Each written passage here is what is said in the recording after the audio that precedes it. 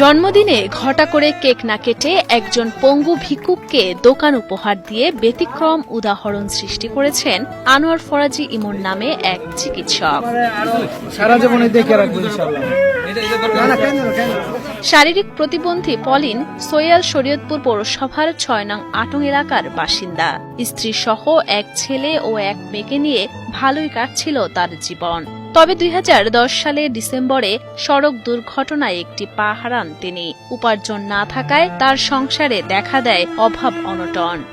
চাকরি করতাম কাঁচামালের গাড়িতে, আর বোধহয় আমি অ্যাক্সিডেন্ট করছি। আমরা ঘুমাই গেছিলাম, সব ঘুমাই দেওয়া নাই, সব আমরা অ্যাক্সিডেন্ট করছি। এক পর্যায়ে কোনো উপায়ান্তর না পেয়ে জেলা প্রশাসকের কার্যালয়ের সামনে বসে ভিক্ষাবৃত্তি শুরু করেন শারীরিক প্রতিবন্ধী পলিন। সে সময় ডাক্তার ইমন ফরাজি তার কষ্ট দেখে তাকে একটি হুইল চেয়ার উপহার দেন এবং তাকে আশ্বাস দেন একটি দোকানের ব্যবস্থা করে দিবেন। ডিসি অফিসে এসেছিলাম। ডিসি অফিসে যখন আসলাম, উনি হঠাৎ করে দেখি উনি একটা হুইল চেয়ারে মানুষের কাছে হাত পাচ্ছে, ভিক্ষা করছে।